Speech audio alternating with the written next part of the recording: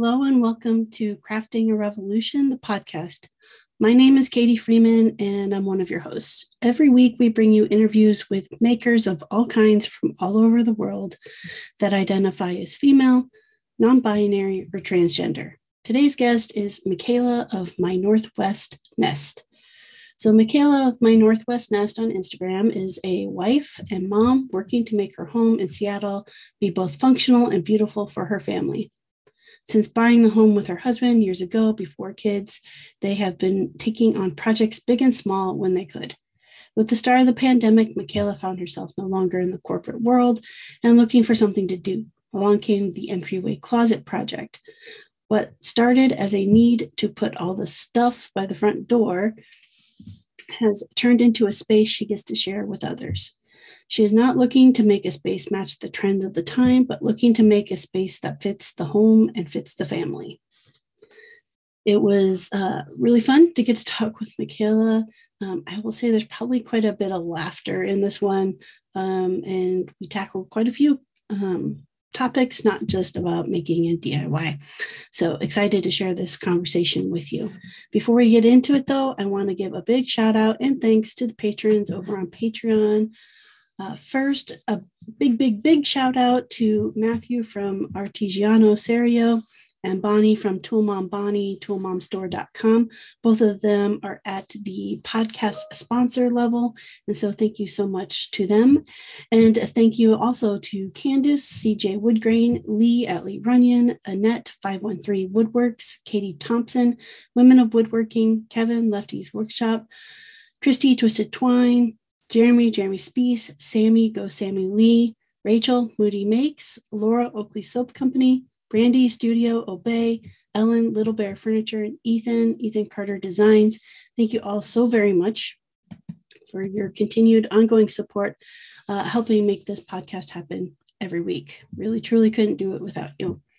If you are enjoying the podcast and would like to help support it, please stick around to the end of the episode and I'll tell you all the ways you can do that. All right, let's head on into the conversation with Michaela. Well, if you're good, we can hop into it. All right. Well, I like to start by asking my guests to introduce themselves. Would you do that for me? Hi. So weird. Hi, I'm Michaela. There you go. I'm Michaela of My Northwest Nest, which does not tumble off the tongue as easily as I thought it would. So I would assume that means you live in the Northwest. I do. I live in Seattle. Okay. In the city. Oh. In with all that entails. Mm-hmm. Small houses, small yards, loud noises. Mm-hmm. Okay. Yep. I've been to Seattle very briefly. I've never spent a lot of time there. So well, you should come. It's very beautiful right now. Yes. I twist, but I don't want, I'm in my living room. So, it's look beautiful. Mm-hmm. There's our fig tree. That's not the fig tree. There's a fig tree. Come have some figs. Yeah. Come have some figs. Yeah. I need to head back that way. I have a list started. I have people to visit in Portland, get some people in do the tour. Yeah. I would avoid certain months, Yes. It's a little drizzly here sometimes, but the summers are nice. See, everyone from the Pacific Northwest says that. However, I'm from Iowa. So anything that's not below freezing and has ice and snow, I don't care. It doesn't, it does not bother me whatsoever.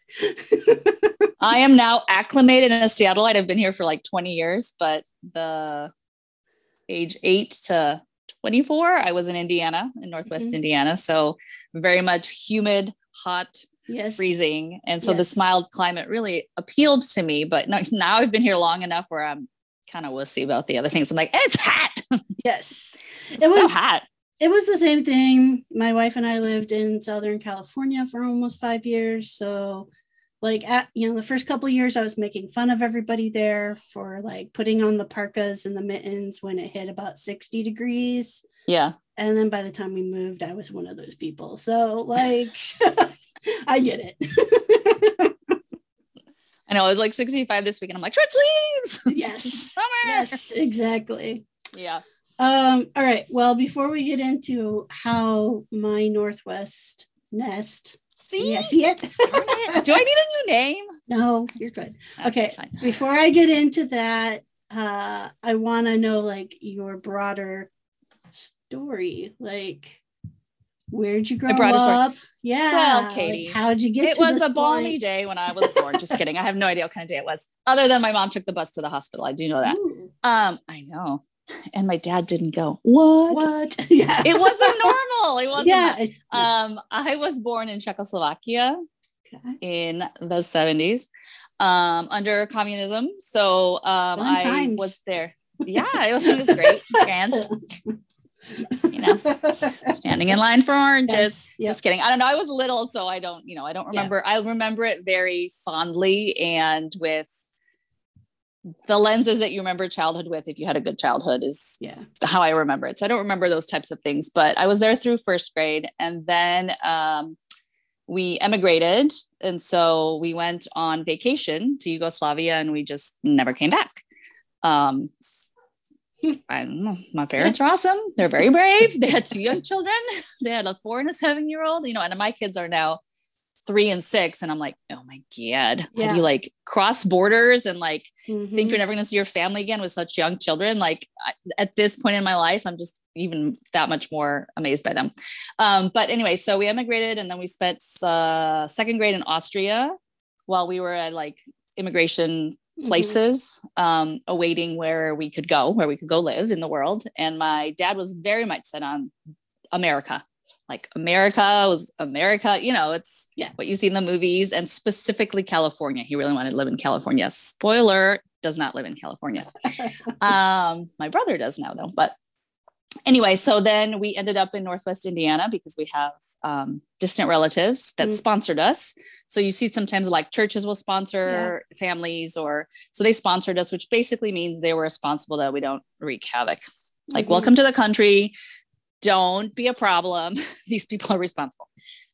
So we lived there because that's where they lived. And so that was third grade all the way through college.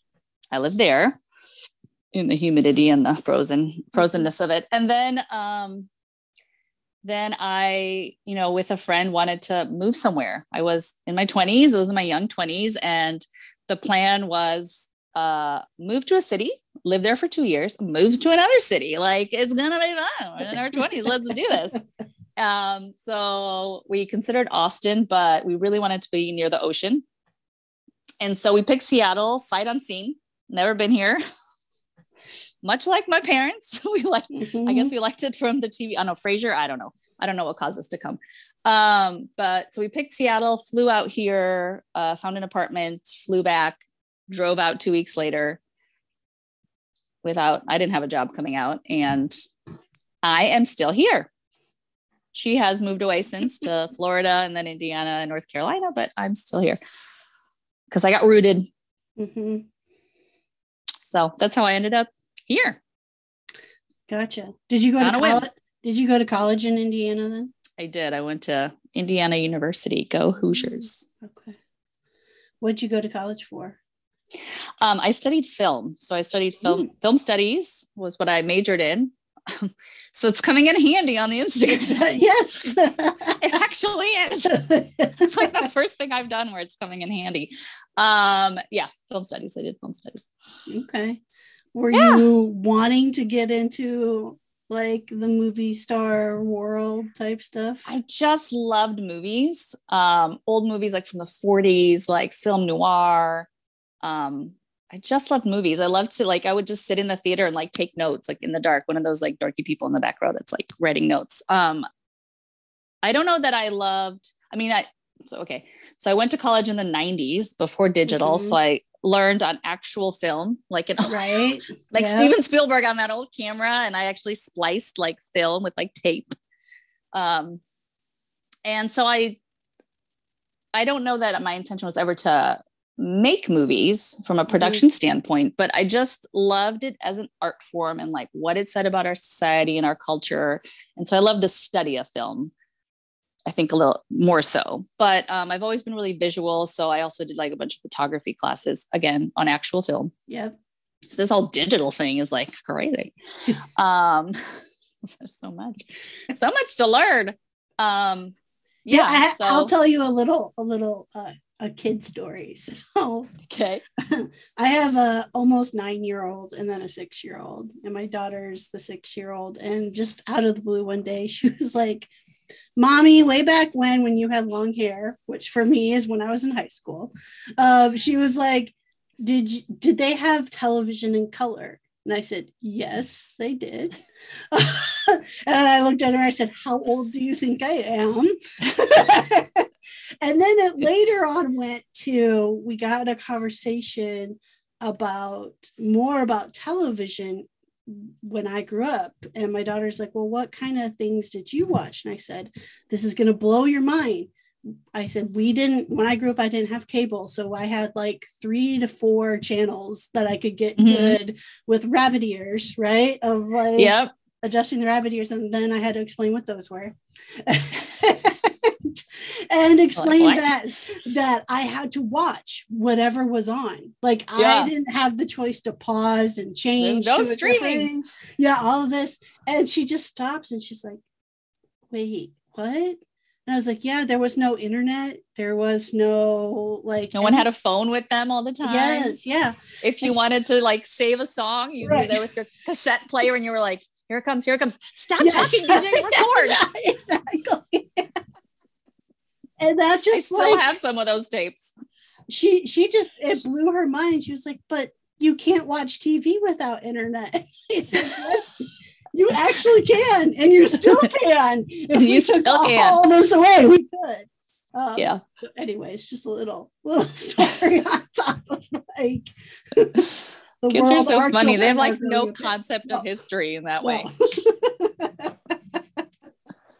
No. And I feel like history for us was different than history for our kids in that regard, and like the technology aspect. Because when we were kids, I don't feel like there was a ton of like super brand new technology. It wasn't, it wasn't like it was just starting, right? Yes, that's what the millennial generation was like. Yes. They went through that. I'm Gen X, at the very tail end of Gen X. I'm the very first year of millennial. But still, it was, I had a cell phone in college, but not until like my sophomore year of college. And it was very much like, the whatever. No, not even a flip phone. The Nokia. Yes, the Nokia. I found like my first phone recently, so my kids have it as a toy, and they're always like, "Hello." How do you even know how it works? Exactly. Doesn't look like an iPhone. No. Or like, anytime we call somewhere, they think there has to be video along with it. Like, so why wouldn't you make a FaceTime call with video? They're always like, where is so-and-so? I'm like, it's just my voice. I'm just talking. Anyway. I took us down that rabbit hole. Anyway. I'm such a tangent talker that we'll never get back to the topic. So you majored in film. Yeah. You moved to Seattle. What did you get into? What did I get into? I started working for Nordstrom in their contact center. And I ended up working there for 17 years, not in the contact center, but for the company. And I went through 15 different roles and into corporate America and whatever, but I started on the phones. Welcome to Nordstrom. This is Michaela. How can I help you today? Taught me a lot of patience, but boy, did my muscles hurt at the end of the day from smiling at my screen. It's like, Which is interesting, because why do you need to smile at your screen if you're talking? Because you have to have the happy attitude while you're helping, East Coast ladies pick out their favorite color or whatever. And they're like, well, I have blonde hair. And what color do you think? I'm like, well, the raspberry would be really great. I'm like, I don't know. Right. But my favorite calls were the problem calls, the ones that would call and I'd be like, listen, I've got a problem. And I was like, yes. Because it wasn't boring and it gave me something to solve. I've always loved solving problems and figuring out puzzles. So I like those calls. Nice. They were fun. What are they already mad? Were they going to be more mad? I'm not going to make them more mad. I don't think. See, unless they're trying to get Uggs during whatever age Uggs were 10-month wait list. Unless I told them, I'm sorry, but there's a shortage of sheep. I don't know what to tell you. Yeah, my granddaughter really wants them. That's where we differ. It appears you like people, and I do not. That is where it boils Katie, down to. I do not really like people. I'm not very people-y. I am what I would probably say is like a loud introvert. Okay. I've worked over the decades to feel comfortable around people earlier than my introversion would like to allow. So, and that took a long time. That took some decades to like not be the wallflower like this. Yeah. Whatever. But I'm going to the Meridian conference here in a few weeks and then Haven later. And I'm like, okay, if you see me on the outskirts, just like come drag me to the middle because it's uncomfortable. Like I don't actually like people. I don't, but I'm a loud introvert. So people think I do. I'm just very animated. That's all. My work within the realm of like service, and peopling a lot was high school, and it was as cashier first, and then lifeguard. I actually enjoyed lifeguard because the only time I had to talk was to yell at people to stop running, and that was like ideal. Oh, that's a good job. That is a good job. You get to yell at people. You're like, and you had a whistle. I bet you had a whistle. Yes. There you go. That's a good one. But cashiering, man, I was just like, especially because they put the teenagers usually at the like in the evening, right? The like full timers do the day shift. So I get all of these like just angry women, so many angry women who are just like angry at their job, angry at the world, like, and they just come through the checkout line and it's like, just take it all out on the cashier. On the poor cashier. But now that we're grown, you're like, there's a lot to be angry about. Now I know. I know. And I'm going to go just pay it back to those Except cashiers. for I don't. I am still one of those people. I'm one of those people of like, if a cashier goes past, did you find everything okay? Like if they try to have a conversation with me, I just look at them like I am not the convo person. Let's just get through the line. Let's just stick to the weather. And yes. Don't ask me about anything else. No. That's the great thing about being an introvert with children, especially if you have an extroverted child, because they're like, oh, wah! Right. And I'm just like, yes. Yeah. Ain't he cute? Look at it. Don't talk to me. Mm-hmm. Okay. So you went into Nordstrom, did that for a long time. A long time. Lots of jobs. Yeah. Lots of jobs. And then that ended during the pandemic and there were lots of layoffs and I was one of them.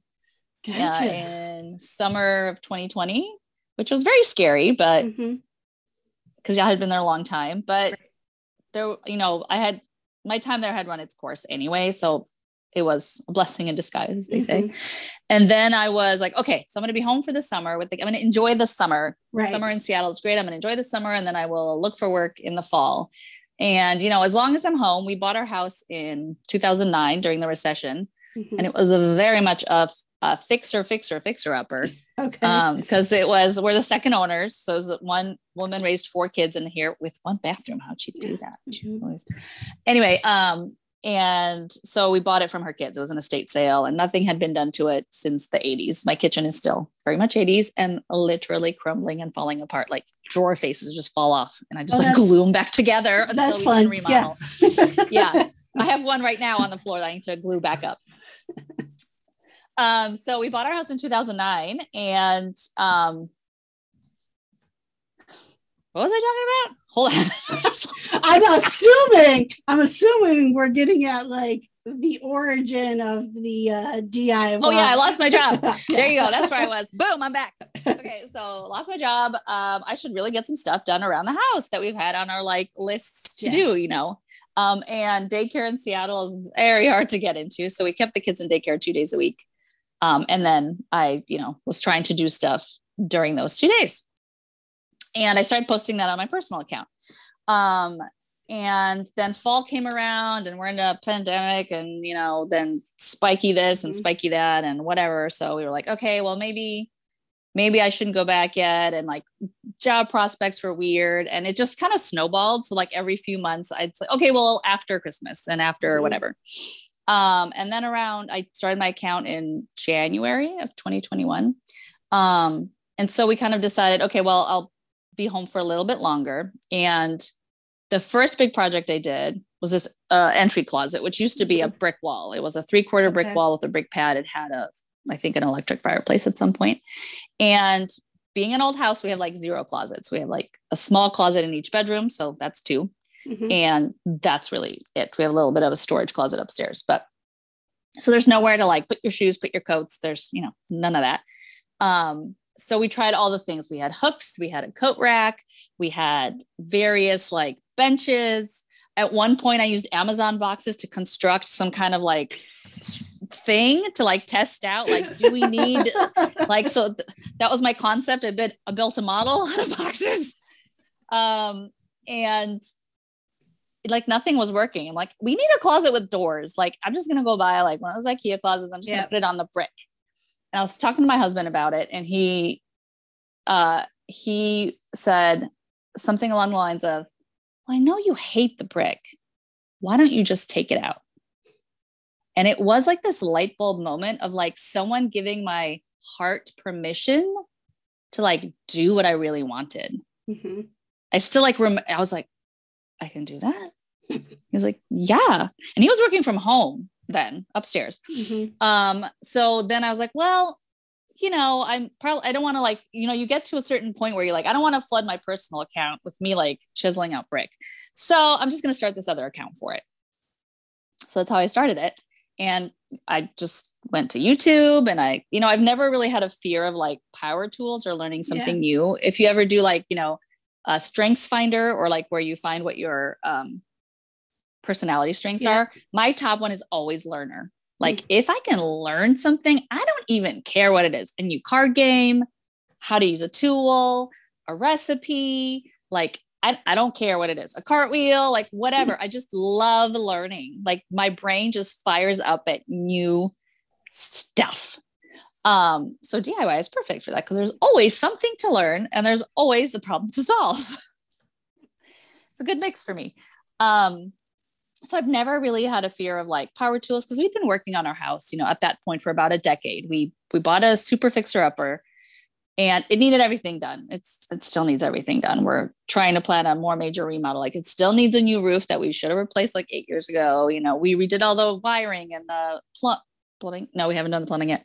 And like the crawl space and replaced the water heater and scrape popcorn ceilings. We worked on it for 2 months before we moved in. So it was just out of necessity that you just learn how to do the things and then your skill sets keep kind of growing. And so when it was like, take down the brick wall, I was like, okay, I mean, how hard can it be? Like, it just seems like it needs a lot of muscle. Maybe it'll be messy, so here I was like chiseling with a hammer while he's like working upstairs. People are like, what's happening? Oh, my wife's just chiseling some brick out of a wall. You can watch her on the internet. Right. Today's episode is sponsored by Athena Outfitters. Athena Outfitters is a quality workwear brand for hardworking women that sells everything badass beauties need to get the job done, from work boots to basics. They curate the toughest essentials made to help you perform. Every piece is handpicked to seamlessly slide right into your daily lifestyle, from rugged and roguish weekday wear to effortless weekend flair. You can fill your closet with gear that can do it all. So for Christmas, I ordered my wife like a very nice pair of slippers from Athena Outfitters, and she loves them.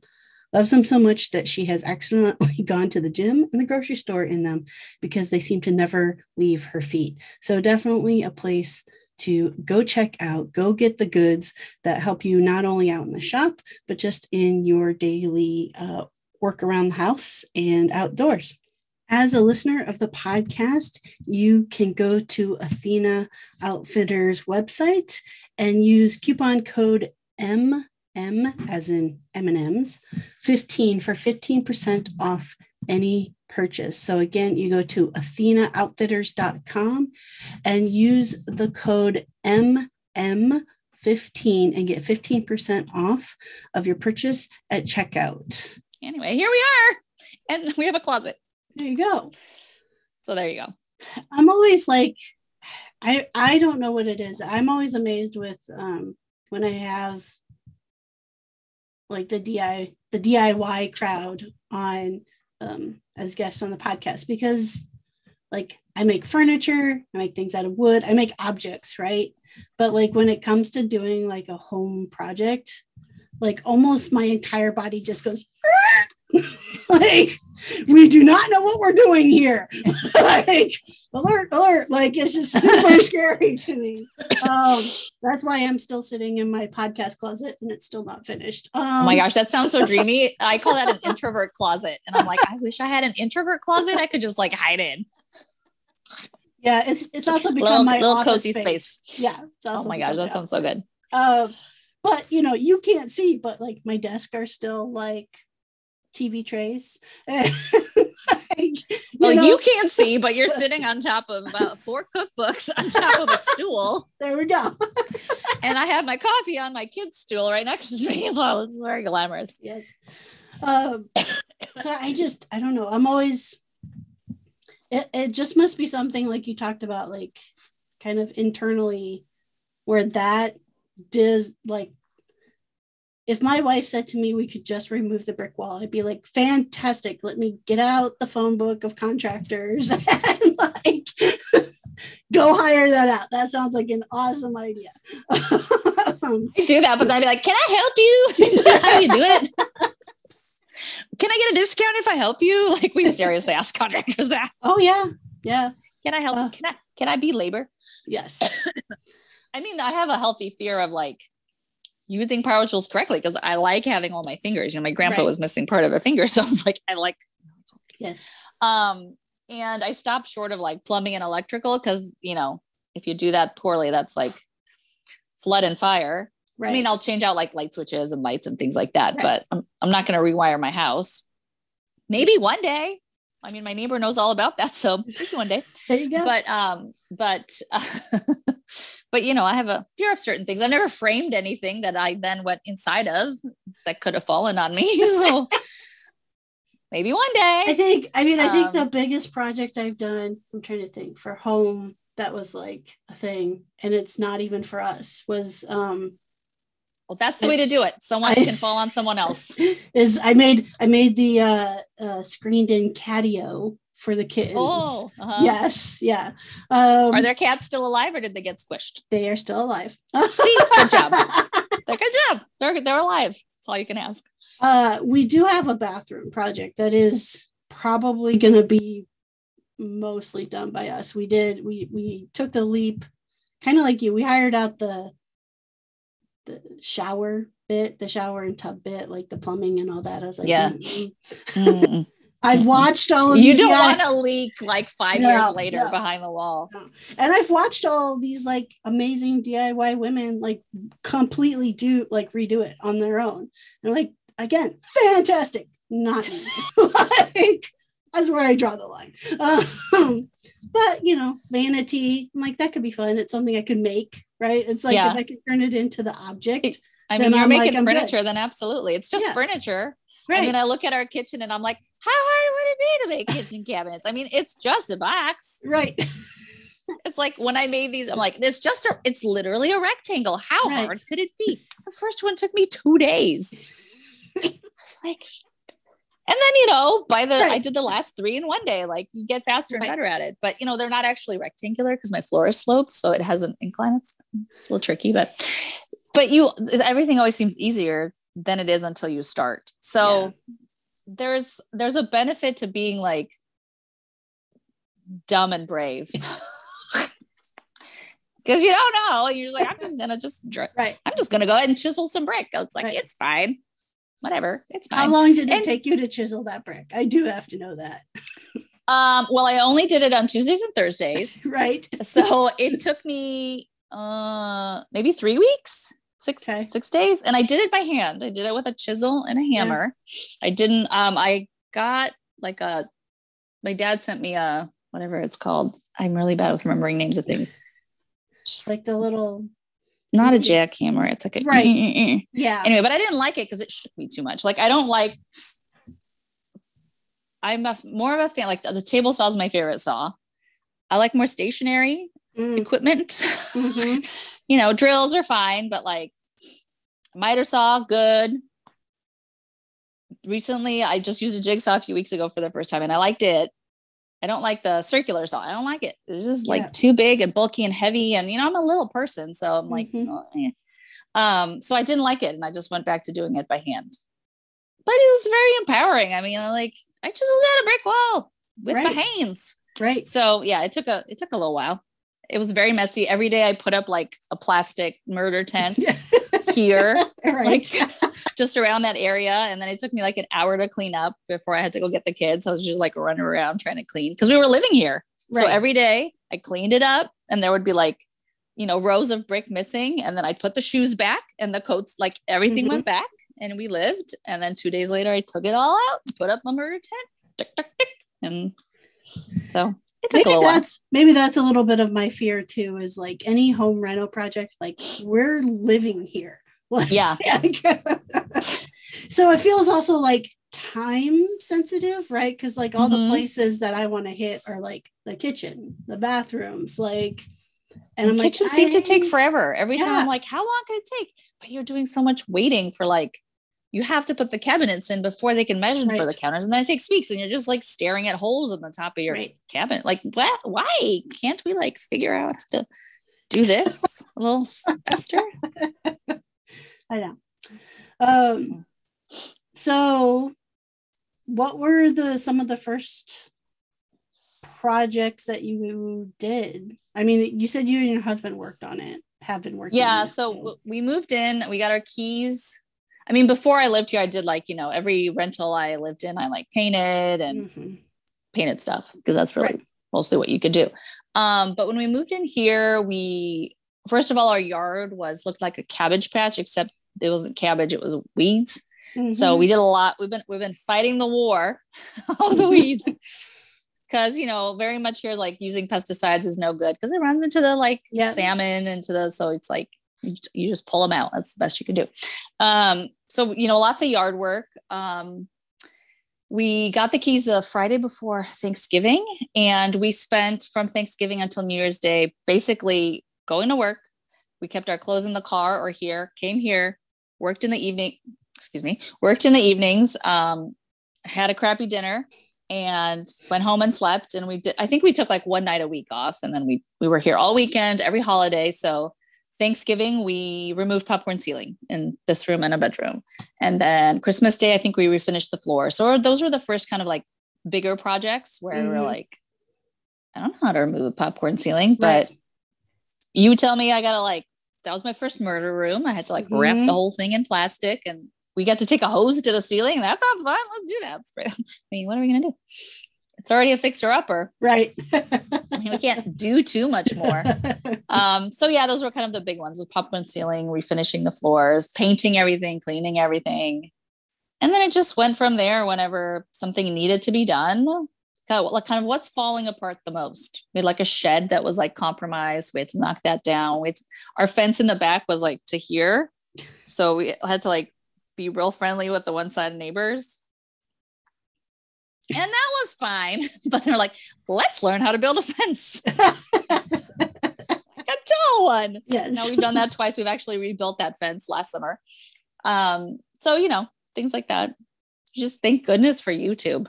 And thank goodness it is what it is today. Like in 10 years ago, it wasn't quite as handy.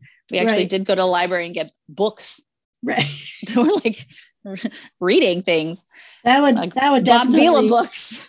That would definitely blow my daughter's mind. Like what? No. Encyclopedias. I was trying to tell my kids about it. They had an encyclopedia set at home. So do they even make those anymore? I don't know. But yeah, so those were the kind of big things we started with. So I'm I'm stalking you on Instagram right now. So what you want to know?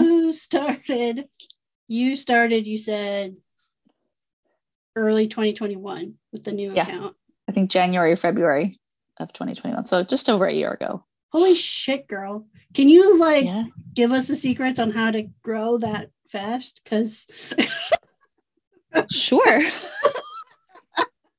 Okay, one, accidentally make some reels that take off. Okay. It's kind of just luck. It's not all it's cracked up to be because like my engagement and even my story views are worse than when I had under 10,000 followers. Mm-hmm. I don't know, like Instagram don't like me. I'm like, hello people, is anybody there? Yeah. It was honestly, it happened to be so. My growth has happened since like Thanksgiving of last year, when the last one room challenge ended, which those have been actually really good for me. The one room challenges have been really great because they're just set up to like community and sharing and inspiration, and so that just naturally happens. The best growth comes from people sharing you, just organically sharing you. I've never asked or like done like a share for share, or let's share each other kind of plan, just because it I don't know, it just feels icky. Yeah, it feels icky. So like organically, like doing what you hopefully you're having fun with it, because if you're not having fun, this is way too much work to be doing it if you're not enjoying it. I don't care, like no one's making $1 million, maybe some people are, but not me. Right. So you have to be doing it for the joy of doing it.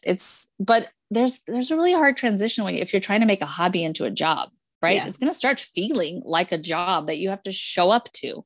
And so you have to be willing to take some of the joy out of it if you're going to try to make money at it.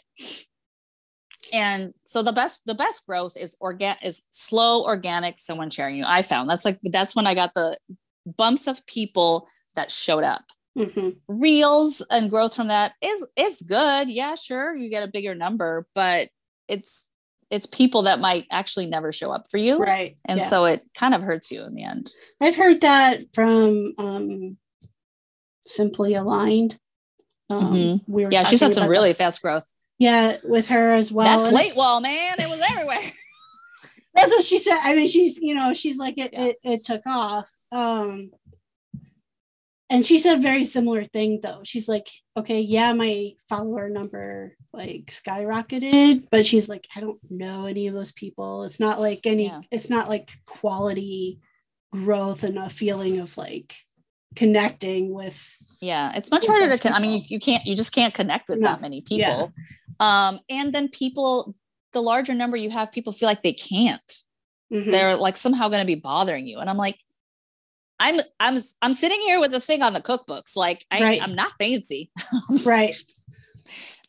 Feel free to like say, hey, so I try to like, reach out to like new followers, not every single one, just say, hey, thanks for following. Let me know if you have any questions, and I'm trying to figure out ways to do for those connections. So for example, I do a midweek check-in every Wednesday when I remember, to genuinely ask like, is everyone doing okay? Are you doing okay? It's been a rough few years. Like, and it continues to be like world on fire. Like, yes, please take away rights. Please like murder all these people. Like, right. Seriously, like, how are you doing? Right. So I'm genuinely asking, is everyone okay? Because the thing about like mental health that really bugs me, and that's coming from someone that's like, had depression and anxiety and all of that, is the thing people always say is ask for help.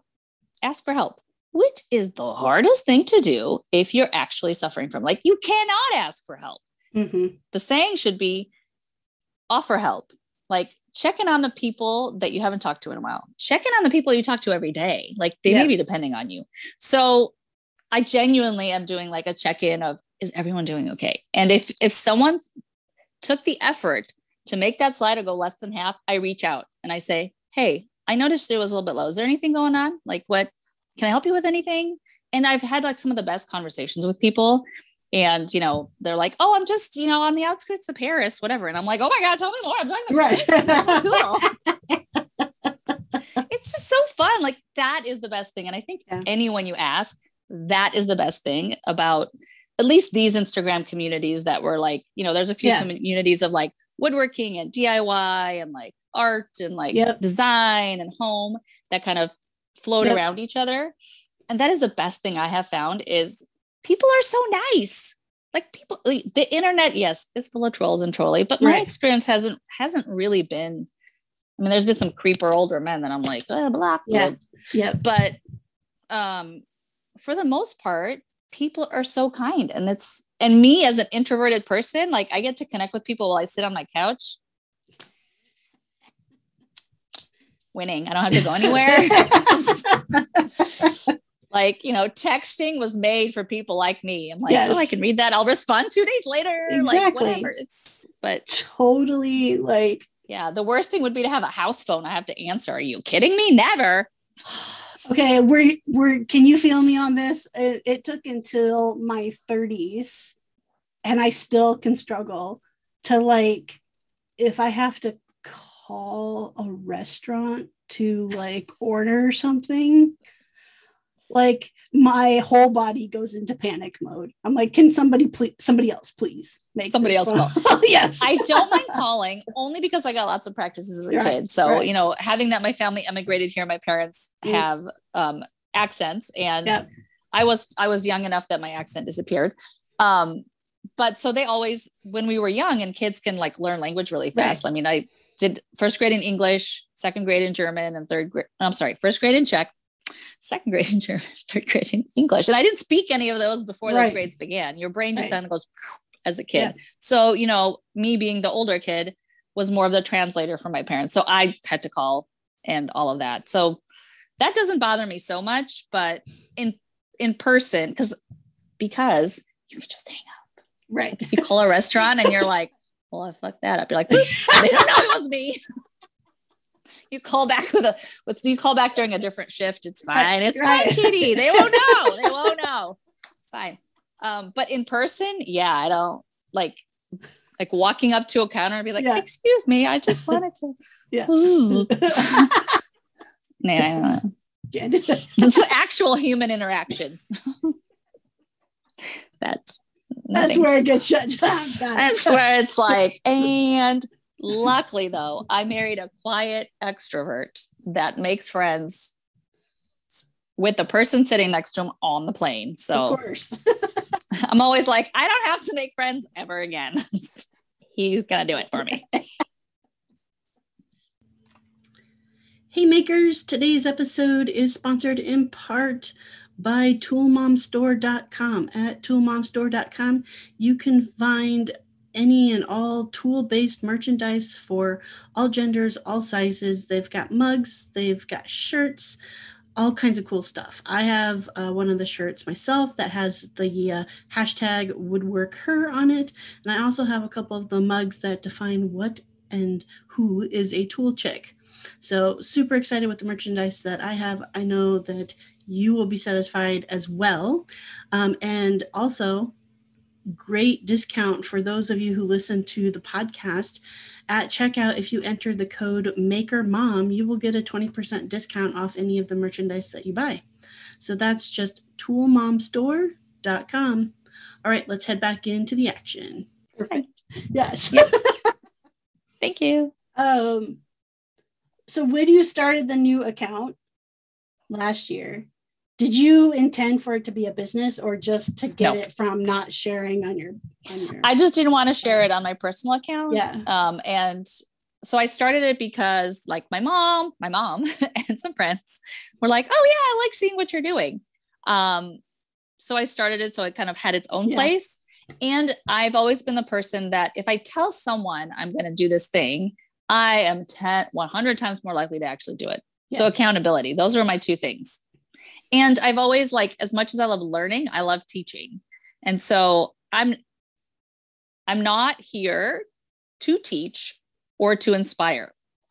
I know those are like phrases that every single DIYer is just like, watch me, I just picked up a power tool and I'm here to inspire you. Like, I'm not here to do that. I'm not. I actually have very strong feelings that is incorrect. Mostly because I think home and DIY, woodworking, muraling, all that, it's an art. Yeah. It has to be part art. It's a lot of function. It's a lot of skill, but it's art.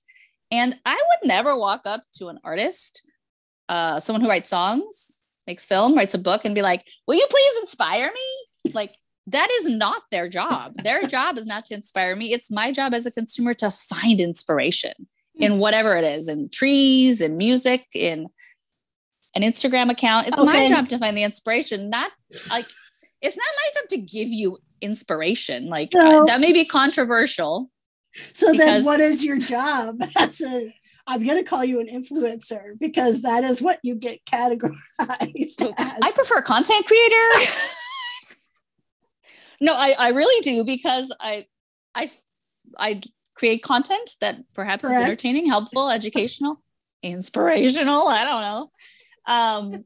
But I don't want to like influence you to do anything. But okay. Again, comma here. Comma. Isn't that how you can monetize the content you create? Yes, it is. And that would be an assumption that that's what I'm looking to do. Correct. Right. So here's another thing. Once you're like in this world and you start, growing your audience a little bit, you see everyone around you monetizing it. And at some point you're like, crap, this takes a lot of time, a lot of effort. I should be making some money at this. And so there's this internal pressure and external expectation that you should monetize. But again, you have to, if you love doing this thing as a hobby, it's something that fulfills you. Most people do it because it fulfills them somehow. Correct. Yes. You have to give some of that up if you're going to make it a job. True. Like you're not going to enjoy it as much because there will be expectations in order to get you money from a brand, from yourself, from your bank. So you have to make that trade-off. And I mean, I'm monetizing it a little bit. Am I making a living? No, it's certainly not replacing any previous salary I've ever had. Right. So what, Kate, your question, which I think is an interesting one, I don't have an answer for, which is why I keep talking about other things. What? I'm really good at it, Katie. And half the time I just hope you forget. What was your question? What am I here for? Yeah. What am I doing? Yes. What am I giving? Yes. Like as defined by you, right? So you're saying controversial, perhaps, but not there to inspire, which I do get. I actually get a lot. I mean, because I'm not either. People get inspiration from me, but that's not my main. Like, that's what my I mean goal. by it. Like, I hope I inspire people to. Right. I hope I do. I hope they're inspired to use color in their house. Yes. And not just white. I hope I hope they figure out what it is that they love about their house, that they listen to their house. Like, there are design trends I love that will never be in my home because it doesn't work for my house. I live in a 1940s bungalow. I don't live by the sea. Well, actually kind of do, but I don't live in a farmhouse. I don't live in a new build. Like, so a lot of the accounts when I started following, I couldn't identify with because I was not bringing character to a builder grade home. That's another phrase, because it's where a lot of people live in. I don't live in that. So I couldn't identify with it. I mean, I could identify with portions of like finding your voice. Yeah. But other than that, I'm like, I don't even have drywall. Like, that doesn't work on my house. I don't have drywall. What's that like? It seems nice. And they're like, you can just hang something with a push pin. I'm like, I'm guessing you have plaster walls. I have to like really, we have, plaster. It's not lath and plaster. It's plaster over 1940s drywall. So they're really thick because it's like two walls. Fun. That's really it's really fun. So when I was like back in this, I'm like, what the heck? But I love seeing in the walls of my house. It's like my favorite thing. See, tangents. What am I talking about? So what are you here for? What is what am I here for? Yeah. Stop remembering the question. God, I keep trying to get away from it. What am I here for? I'm gonna think about that. I don't know. Why am I here? I show up every day. I don't show up every day now. Yeah. That's okay. But I show up. Yeah. Still for accountability. I show up because it's fun. If it's not fun, I'm not going to do it. I show up because I love to learn and I assume that if I'm learning something, you want to know about it. And I'm going to try to teach it like things that excite me. I just think it must excite everyone. So I'm going to tell you about it. And I'm like, that seems really boring. Yeah. I know. I mean, I do. I don't know if that's really an answer. But it is to me. You have stumped me. But it is to me because. What do I bring to the world? Katie wants to know.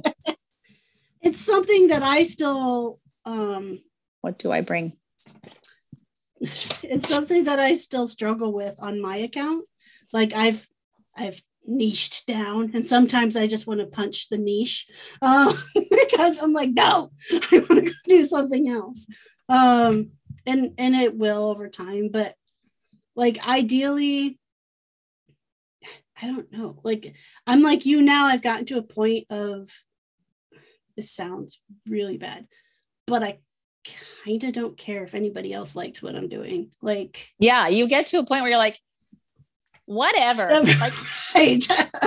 Like, I'm just going to go do, you know, what I want to do with this little bit of time and share it with you. And I think that is why, like, I get more engagement now, just because it's like, oh, we can actually tell like you're having fun, like you're enjoying. It shows this. if you're not. Yeah. And I go through phases where I'm just like not feeling it, and and it is forced because I feel like I should, and I think that comes through. So you know, that's.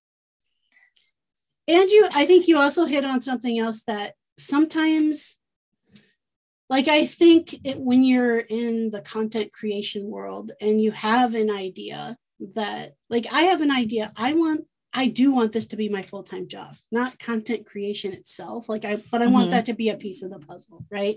Yes, that's the thing. I want to make a living off of doing what I love. That is absolutely what I want to do. But I also sit back sometimes and realize, like right now, I'm in a slump just personally outside of like the Instagram world. And I'm like, you know what? I haven't posted in whatever, right? It's like, I might post twice a week at this moment. And if I was like so set on this being a large part of like money coming into the door for me, I would feel like I have to post. And then those would become disingenuous because I don't feel like I'm like, no, like I need to retreat right now. I need to be by myself. I do not need to be putting on some fake fucking face for the rest of the world to think that everyth's okay, because like it's not. So, and it's hard finding that sweet spot, right? Of like, I want to be here. Yes. I want to be enjoying it because that shows through, but also like you have some kind of audience that wants to see certain, like, I'm not going to show, my stomach just gurgled. I did not hear it. You good. I had breakfast. What's up? It's got something to say. But finding that sweet spot of like things I want to share, but things people want to see. Just because I want to share it doesn't mean people want to see it. And that's fine. I can keep sharing it. I just can't be disappointed people don't want to see it. So like finding that sweet spot between those, like there's certain things I share that do better than others. And sometimes I share things that I'm like, you know, I know this isn't the most popular topic, but I want to share it. And this is my corner of the internet. So I get to do what I want. And there's other times that I listen to what people want, because this is not a reality show. Like, I'm very firm on like, I have boundaries. Like, I don't talk about my kids' names. I don't show their faces. I try really hard not to talk about their gender. Like, I have 2 kids and here are the ages. That's all you need to know. You know, I have a husband. I refer to him as like Mr. I've said his name. He's shown his face before. And that was like one of my most popular like story series. And I'm like, shoot. But you know, I have very like firm boundaries about privacy. So it is not the Michaela reality show. I'm not going to show you everything I'm having for breakfast and dinner and like every single thing I do. I'm keeping it within a realm, but I think the reality, I think the reality is even those that we feel like show so much of themselves, they're still only showing us what they deem what they want. That's you know, true. And that's, I have several people who started as Instagram friends and have become like in real life friends. And so I know stuff that's going on in the background and stuff. And I'm sure that's the case across the board. But I do feel wary of it sometimes, that I'm doing such an injustice if I'm not in a good headspace and I come on and I portray to be in a good headspace. Like, it's not just an injustice like to myself of like lying, trying to lie to myself. But it's this injustice of like perpetuating this idea of like perfection, and that social media is so great and all of that stuff. And I just don't think that's where it needs to be. That's also why it's like I continue to get braver and braver about maybe not me directly talking to things going on in the world, like from my voice, but finding other people who are talking about it and sharing and lifting up their voices. Just because I'm like, I don't know, like I can't just be here just to show something perfect, because life ain't fucking perfect. No. There's nothing even close to it. Yeah. And it's hard to figure out like where do you find that line of what you want to share, like how much of your life you want to share, no matter what, it's going to be curated and like a slice of, because you don't have a 24/7 camera following you around. That'd be a show going live forever. Oh, thank you. Except for when I go to the bathroom. But so it's always going to be curated, but finding what it is you want to show and how much of the messy stuff, literally messy room or messy life that you show. And then, there's people don't seem to want to see that. They say they do, but that's definitely, and I get that. I get that too, because like you go on social channels to like escape, and it's like, do I want to watch someone crying? Right. I mean, I get if that. If it's you, Katie, I'm like, what, is she okay?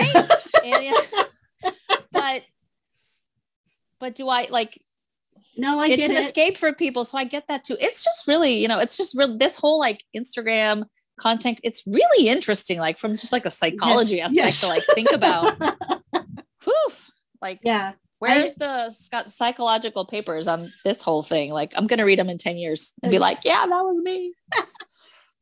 I definitely, I've had feedback like that before, of kind of don't necessarily want to know like political views, world views, like personal stuff. Like I'm here to escape and just watch people make.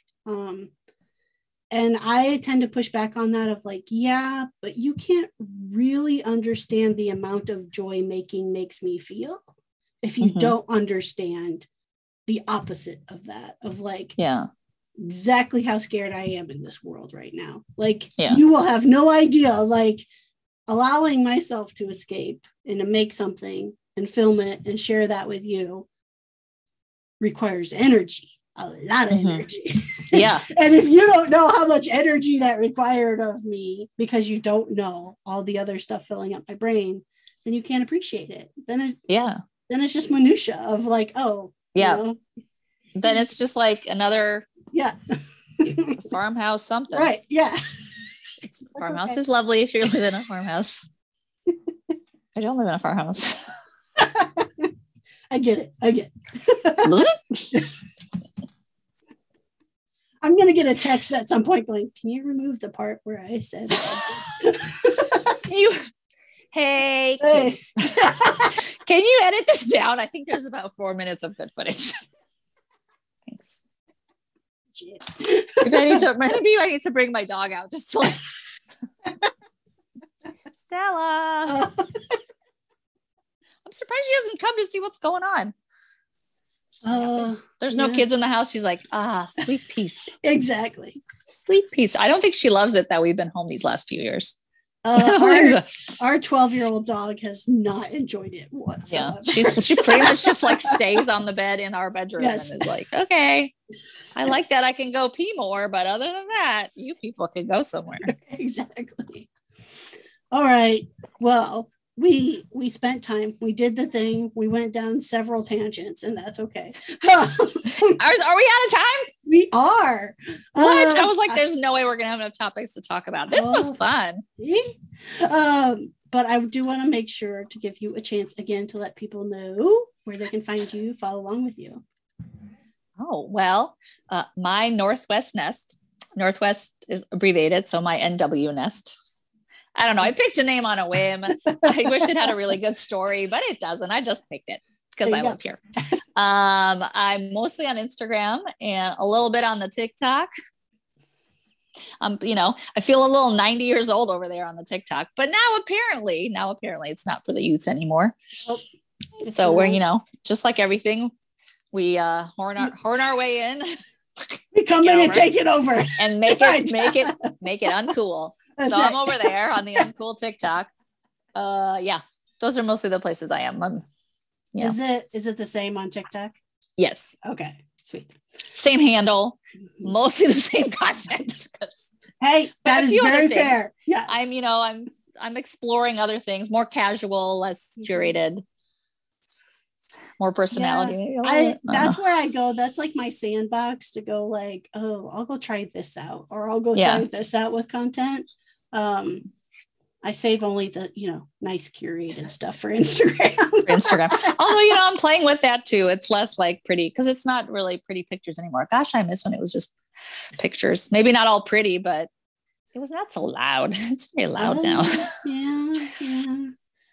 For my antisocial brain, I'm like, See, I go the opposite. Overload. I go the opposite direction. I like the videos versus the pictures. I do like the videos, but sometimes it's a lot. And I feel like I get through less content because videos take longer I don't know.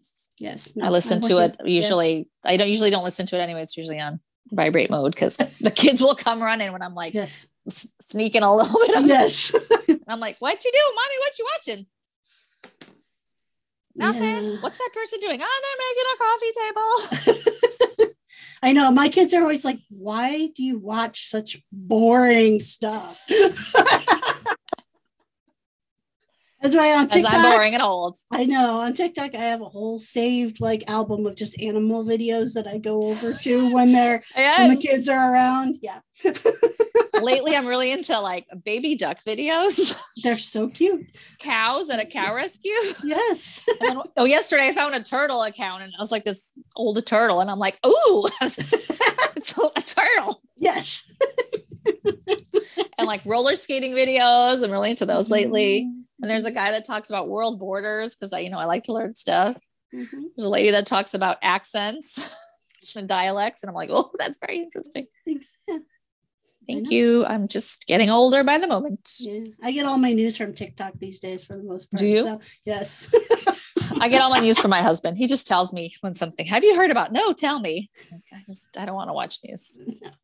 I know I don't want to, but I want to know what's going on. I just I want someone to tell you, to tell me, zip it down for me. Yeah. And he is big into news and podcasts and sports, and he's always listening to the world. So that means he's going to listen to this podcast, right?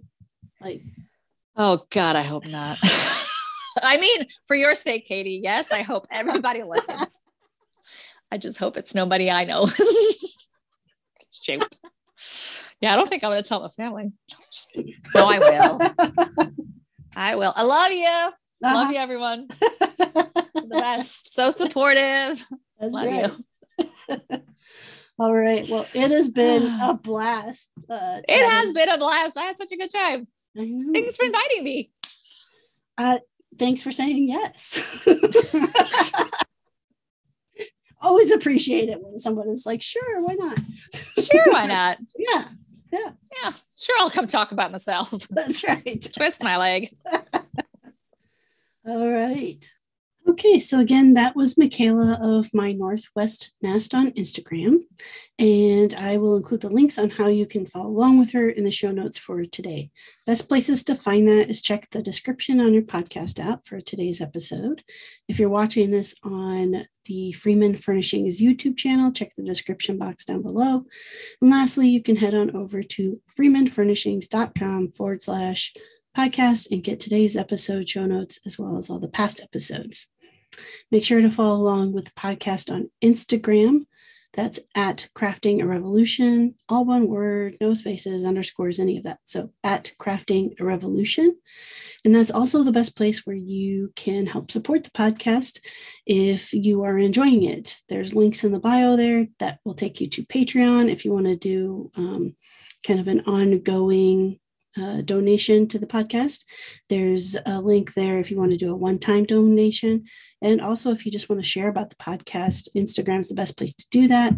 Share about the podcast, tag us at Crafting a Revolution. All of that is extremely helpful.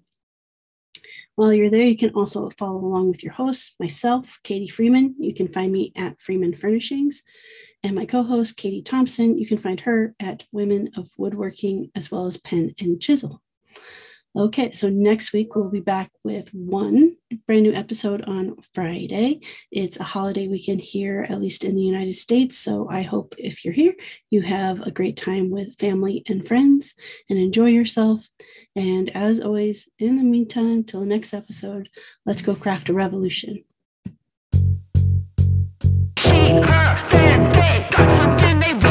Solution for the toxic masculinity's pollution is the constant evolution of a broken institution. So here's our resolution for craft a revolution.